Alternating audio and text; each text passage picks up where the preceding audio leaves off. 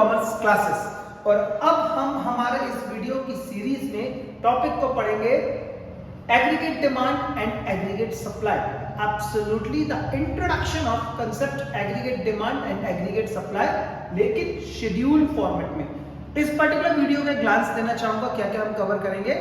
हम इस particular video में कवर करेंगे relationship between income and consumption और नेचर ऑफ कंजम्पशन कर्व, जो क्वेश्चन 4 नंबर का बन सकता है। इसी के साथ साथ अपन लोग समझेंगे what is the total concept of AD, यानी कि कंजम्पशन और इन्वेस्टमेंट को मिलकर एडी बनता है, तो एडी का कर्व कैसा होता है और उसका रिलेशनशिप कैसा है। इसी के साथ साथ अपन इस वीडियो के आगे बढ़ाते समय देखेंगे relationship between income and saving as well as the concept of aggregate supply. तो बिल्कुल बने रहिएगा एंड तक वीडियो में और स्टार्ट करते हैं कंसेप्ट को। नाउ डियर स्टूडेंट्स, हमने यहाँ पर इनकम को y अल्फाबेट से डिफाइन किया है। इनकम y से लिखा जाता है, कंजम्पशन c अल्फाबेट से लिखा जाता है। ठीक है, तो कंजम्पशन c अल्फाबेट से लिखा जाता है। नाउ स्टूडेंट्स, एक बहुत जेन्युइन सी बात है, आप सोच के देखो, क्या कभी अपनी इकोनॉमी के अंदर से कंजम्पशन जीरो हो सकता है? मतलब ऐसा हो सकता है क्या पूरी इकोनॉमी में कोई भी कुछ खाए नहीं, कुछ कंज्यूम ही ना करे? प्रैक्टिकली पॉसिबल नहीं है, पॉसिबल नहीं है। इसका मतलब कंजम्पशन कभी भी जीरो नहीं हो सकता। ध्यान से सुनिएगा, नोट करिएगा ये वीडियो देखते समय आप ये point, consumption never be zero, consumption never be zero, कभी भी कंजम्पशन जीरो नहीं होता, कंजम्पशन जीरो नहीं होता। मतलब जीरो इनकम पर भी कुछ ना कुछ तो कंज्यूम होगा ही, होगा ही। इतने से टुकड़े को यानी कि वो कंजम्पशन जो जीरो इनकम पर लगा है उसको कहते हैं ऑटोनोमस कंजम्पशन। क्या कहते हैं? Autonomous consumption. यानी कि ध्यान देखिएगा, ऑटोनोमस कंजम्पशन क्या होता है ये बेटा? ऑटोनोमस कंजम्पशन हम डिनोट करते हैं सी बार से। ऑटोनोमस कंजम्पशन डिफाइन होता है सी बार से। ठीक है, तो क्या मतलब है इसका? That part of consumption which occur at zero level of income, यानी कि इतने से टुकड़े को हम क्या कह सकते हैं? Consumption at zero level of income. वो कंजम्पशन जो जीरो इनकम पर लगा है, यानी कि सिर्फ 40 वाला टुकड़ा, सिर्फ 40 वाला टुकड़ा। आगे बढ़े, ध्यान से देखिएगा। अब इनकम बढ़ती है, कंजम्पशन बढ़ती है। क्या मैं सही कह रहा हूं? क्या मैं सही कह रहा हूं? पूछ लेता हूं एक बार आपसे, सोचने का मौका दे रहा हूं। इनकम बढ़ता है, कंजम्पशन बढ़ता है। Yes, very good. इनकम के बढ़ने पर कंजम्पशन बढ़ता है, इनकम के बढ़ने पर कंजम्पशन बढ़ता है।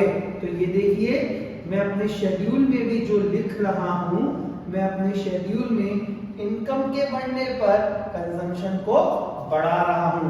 देखिएगा, पहला पॉइंट मैंने क्या पढ़ाया? Never be zero, autonomous consumption. अब अपन पढ़ रहे हैं with the increase in income, with the increase in income, comma लगा दिया, consumption level also increase.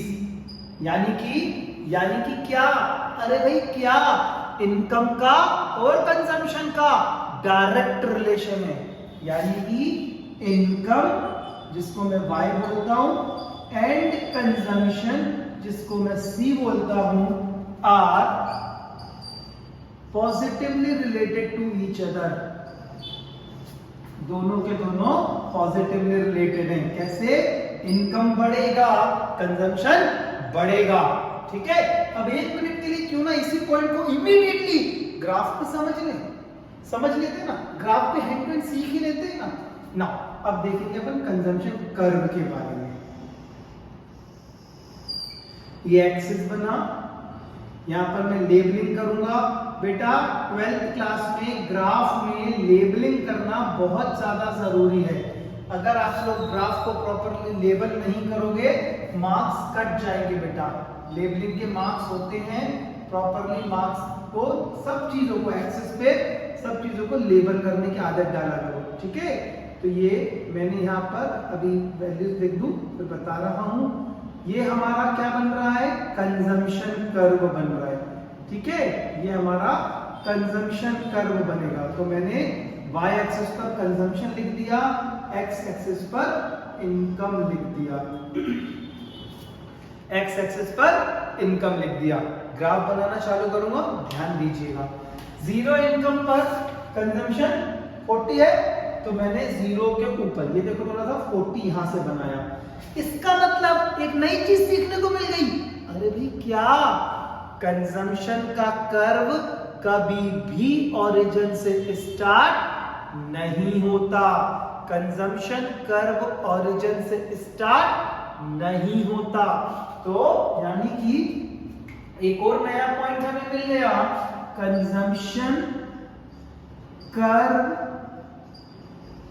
Never starts from origin because consumption never be zero। Consumption कभी भी जीरो नहीं हो सकता, इसलिए कर्व भी ओरिजिन से स्टार्ट नहीं होगा। आगे बढ़ते हैं ना, 0 पे 40, 100 पर 120, 200 पर 200, 300 पर 280। सिमिलरली मैं सारे पॉइंट्स को ड्रॉ करूंगा, मेरा कंजम्पशन का कर्व पॉजिटिवली अपवर्ड राइजिंग होगा, यानी कि सी का कर्व एकदम ऊपर जाएगा। यानी कि हमको एक और नया पॉइंट मिला, consumption curve is positively upward rising. Consumption का कर्व एकदम ऊपर की ओर जाएगा। याद रखिएगा, ये जितना मैंने पढ़ाया, मान लो आपको 4 मार्क्स में क्वेश्चन आता है, give a detail note on consumption curve या how income and consumption are related to each other. आपको क्या करना है, सुनिए, शेड्यूल बनाना है इनकम और कंजम्पशन का, सिर्फ इनकम और कंजम्पशन का, ठीक है। बाकी पूरा नहीं बनाना बेटे, क्योंकि अभी क्वेश्चन कंजम्पशन से रिलेटेड है। इनकम, कंजम्पशन, उसके बाद पॉइंट्स लिखना चालू करेंगे राजा बेटा। क्या, कंजम्पशन जीरो नहीं होता, उसको ऑटोनोमस कंजम्पशन कहते हैं, जीरो इनकम वाले टुकड़े को। देन इनकम बढ़ता है, कंजम्पशन बढ़ता है, यानी कि इनकम और कंजम्पशन पॉजिटिवली रिलेटेड। अब कर्व से कैसे रिलेट करोगे, ये बढ़ रहा है, फिर से देखना, बढ़ रहा है, इनकम के बढ़ने पर कंजम्पशन बढ़ रहा है, कर्व ऊपर की ओर जाएगा। तो कर्व जीरो से स्टार्ट नहीं। ये वाला जो टुकड़ा, ये इतना सा, ये इसको सी बार से डिनोट जरूर करना। क्यों? क्योंकि जीरो इनकम पर 40 ऑटोनोमस कंजम्पशन होता है। तो यहां पर हमने एक छोटा सा वीडियो के थ्रू 4 नंबर के टॉपिक को कंप्लीट किया, जिसके अंदर अपन ने देखा कि इनकम और कंजम्पशन कैसे रिलेट होते हैं। ये एक टुकड़ा पढ़ा है अभी मैंने, एग्रीगेट डिमांड का एक एलिमेंट मैंने पढ़ाया है। सेकंड एलिमेंट की ओर बढ़ता हूं, इन्वेस्टमेंट। देखो स्टूडेंट्स, इसमें तो कोई डाउट नहीं है कि इनकम बढ़ता है तो इन्वेस्टमेंट बढ़ता है, लेकिन हमने इस पर्टिकुलर मतलब शेड्यूल को समझने के लिए यहाँ पर इन्वेस्टमेंट को कांस्टेंट एज्यूम किया है। यहाँ इन्वेस्टमेंट कांस्टेंट है। आपने मैंने आपको उसमें बताया था, एक पर्टिकुलर वीडियो में बोला था related to aggregate demand, professor James ने जो थ्योरी एज्यूम करी है, यहाँ पे जो थ्योरी बनाई है, तो उसके अकॉर्डिंग इन्वेस्टमेंट को कांस्टेंट अभी एज्यूम किया। इस एग्रीगेट डिमांड इक्विलिब्रियम कांसेप्ट को करते समय 40 सब में अपन ने कांस्टेंट एज्यूम किया। क्योंकि इन्वेस्टमेंट कांस्टेंट है, इसीलिए आई का कर्व एकदम पैरेलल बनेगा। आई का कर्व एकदम पैरेलल बनेगा। स्टूडेंट्स, हमको इसी यूनिट के अंदर एक टॉपिक देखना है, इन्वेस्टमेंट मल्टीप्लायर। उसमें इन्वेस्टमेंट कांस्टेंट नहीं होता as per multiplier theory, as per professor JM Keynes.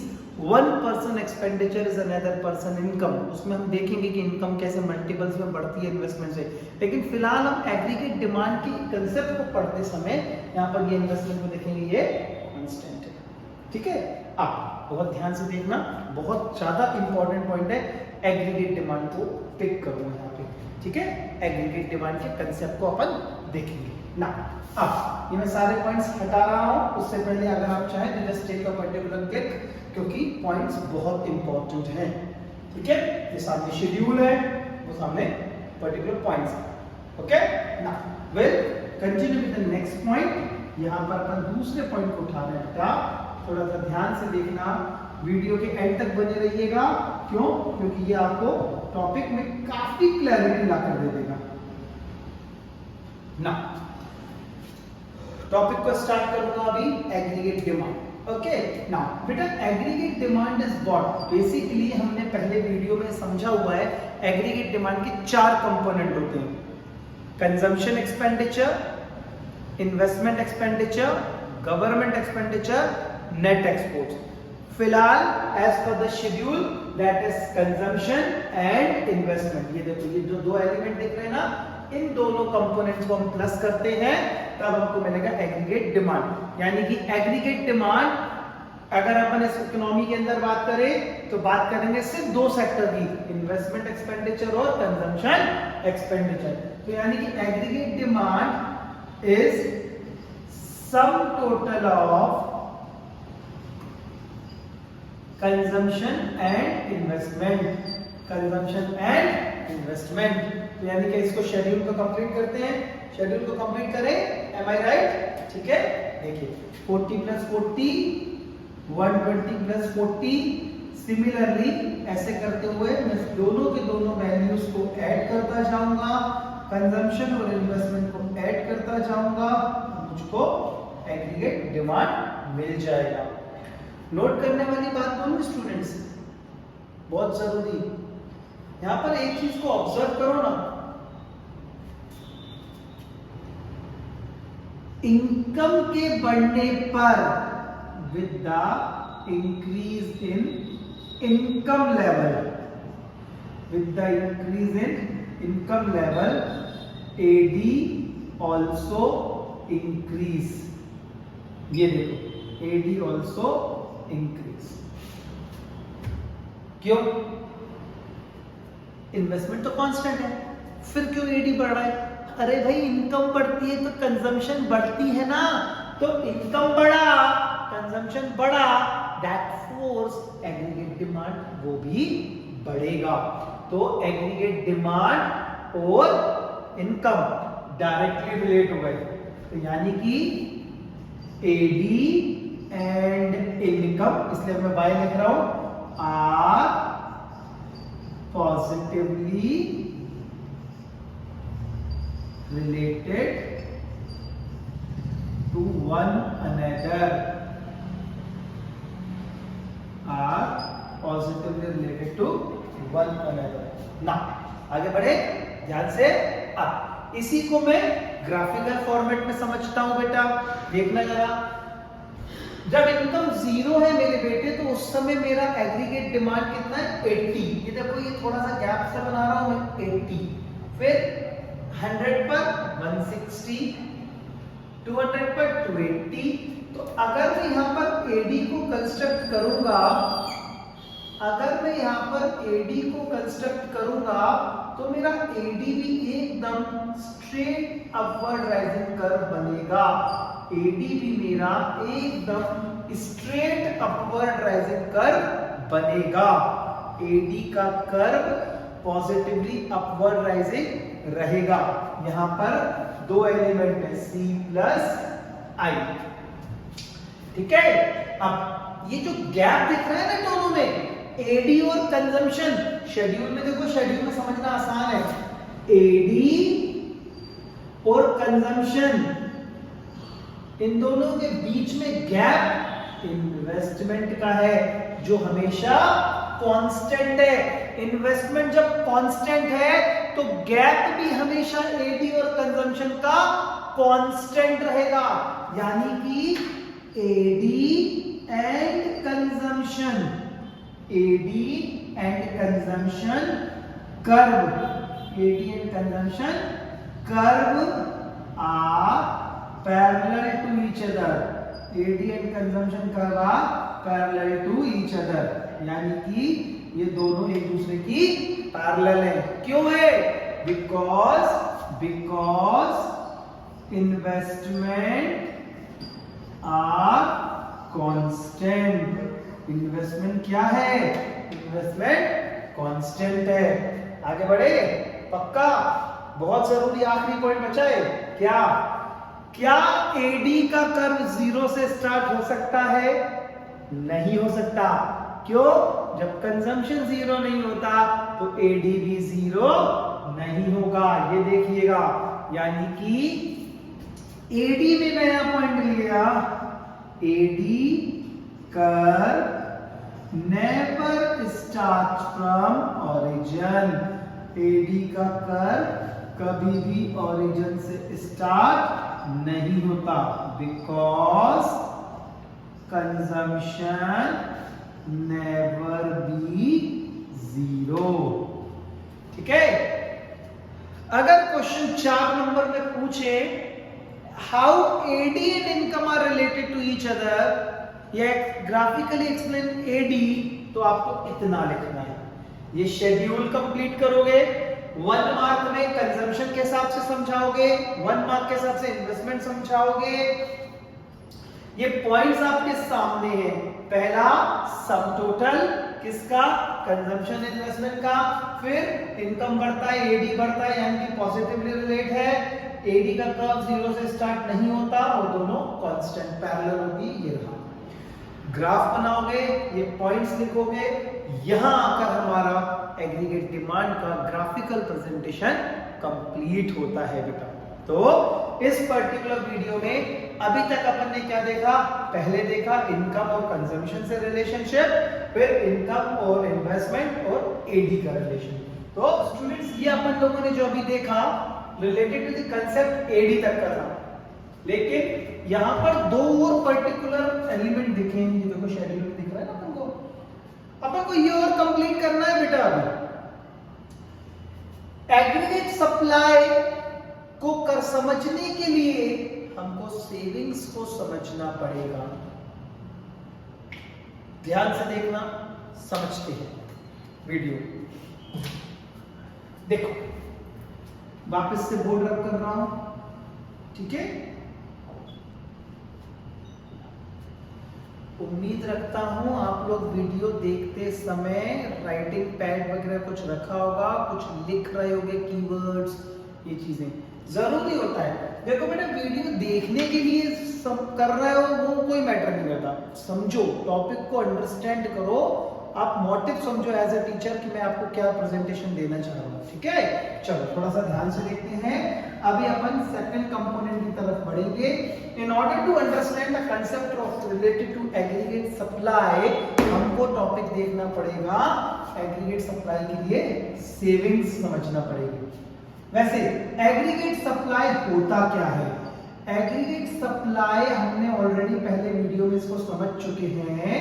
Aggregate supply का मतलब है the overall supply of an economy at different level of income. ठीक है? Overall supply of economy at different level of income. यहां पर बेटा अपन देखे aggregate supply को हम लोग नेशनल इनकम भी कहते हैं बेटा। ठीक है? अब एक बात सोचो, एक इंसान अपने पैसे इनकम का क्या करेगा? एक टुकड़ा या तो खाएगा, कंज्यूम, अनदर टुकड़ा बच जाएगा, यानी कि सेव। तो प्रैक्टिकली बेटा इनकम के कितने टुकड़े निकल गए? 2, इधर कंजम्पशन और सेविंग्स। सिमिलरली एग्रीगेट सप्लाई के भी 2 कंपोनेंट बन गए, consumption, that part of income which is consumed by an economy, savings, that part of income which is saved by an economy। तो अब इसका मतलब इनकम के 2 टुकड़े, कंजम्पशन और सेविंग्स। अगर मुझे कंजम्पशन निकालना है तो इनकम में से सेविंग्स को माइनस करूंगा, सिमिलरली सेविंग्स निकालनी है तो इनकम में से कंजम्पशन को माइनस कर दूंगा। ठीक है? ध्यान से देखना स्टूडेंट्स, मुझे बहुत अच्छी तरीके से याद है कि आप लोगों को यहाँ पर एक वीडियो मैंने बनाकर भेजा था related to the topic saving function. आपने उस वीडियो को अच्छे से देखा होगा, ये उम्मीद लगा सकता हूँ, क्योंकि मैंने पूरा सेविंग्स का एक्सप्लेनेशन उसमें दिया हुआ है, सेविंग कर्व कैसे बनता है। बट स्टिल मैं यहाँ पर भी आपको एक बहुत छोटा सा ग्लास दूंगा, ध्यान से समझिएगा। देखो मेरे बेटा, यहाँ पर क्या होगा, इनकम और सेविंग्स दोनों डायरेक्टली रिलेटेड। इनकम जैसे जैसे बढ़ेगा ना, सेविंग्स भी वैसे वैसे बढ़ेगा। अब देखो, इनकम जीरो है, कुछ तो खाऊंगा क्योंकि कंजम्पशन जीरो नहीं होता, तो हो गया 40 सपोज दिया है, ऑटोमेटिकली सेविंग्स हो गई -40। 100 इनकम, 120 का कंजम्पशन -20। 200 का इनकम, 200 का कंजम्पशन, 0 का सेविंग्स। ये ब्रेक इवन पॉइंट होता है, याद करें। Break even level of income का वीडियो बिल्कुल देखिएगा, बहुत अच्छे से समझा है। 200 की इनकम, 200 का कंजम्पशन यानी कि सेविंग्स 0। अब 300 का कंजम्पशन 280 का, 300 की इनकम 280 का कंजम्पशन तो 20। मैं यहां पर क्या चीज को नोट कर रहा हूं, देखोगे,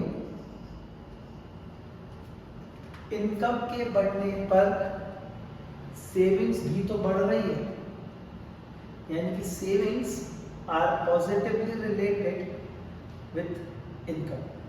ठीक है, तो सेविंग्स का रिलेशन डायरेक्ट रिलेशन है, इनकम और सेविंग्स आर पॉजिटिवली रिलेटेड। अब मैं इस पर्टिकुलर चीज को ग्राफिकल फॉर्मेट में बना के देखता हूं ना।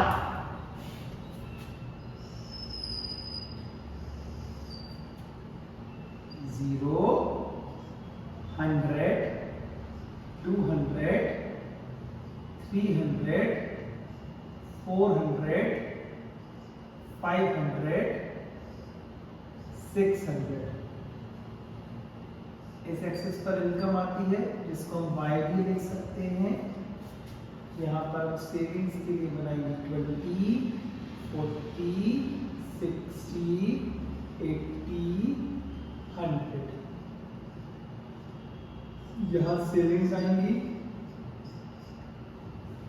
इसको मुझे नेगेटिव में लेना पड़ेगा, क्यों? क्योंकि वैल्यूज माइनस की भी है बेटा ना। देखिए, अब सेविंग बनाना है ना। 0 इनकम में सेविंग कितनी है? -40। 100 पर -20। सेविंग कर्व कभी भी पॉजिटिव और वाई एक्सिस से स्टार्ट नहीं होगा, क्योंकि सेविंग्स 0 इनकम पर नेगेटिव शो होता है।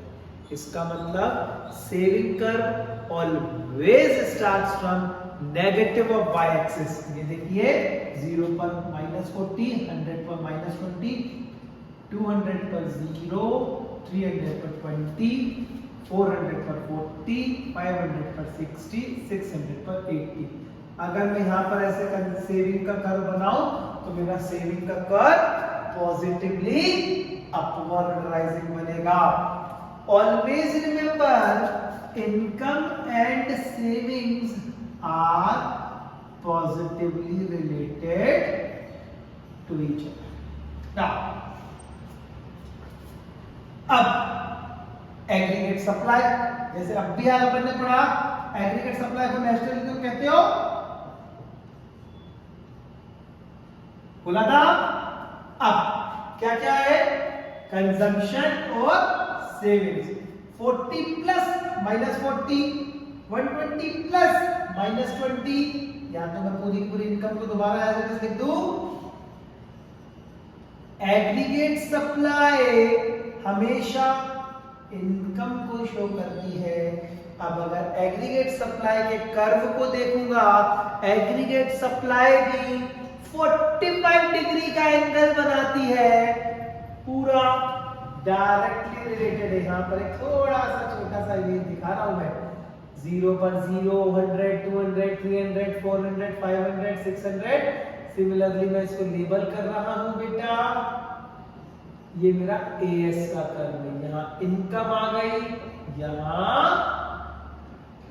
एएस आ गई, तो एएस का कर्व हमेशा 45 डिग्री बनता है। सो स्टूडेंट्स, अभी अपन ने इस पूरे वीडियो के अंदर समझा कि एग्रीगेट डिमांड और एग्रीगेट सप्लाई के पूरे कंसेप्ट शेड्यूल वाइज क्या होते हैं along with the graphical presentation. Student, ये टॉपिक इंट्रोडक्टरी टॉपिक है, बट ये समझना बहुत ज़्यादा ज़रूरी है क्योंकि ये यूनिट की टफनेस आपको धीरे धीरे आगे पता चलेगी। इनफैक्ट मैंने आप लोगों को वीडियोस पूरे इस टॉपिक से रिलेटेड बने हुए हैं, आपको मैंने शेयर किए हुए हैं। Just for complete knowledge, subscribe the channel and enjoy learning. Thank you.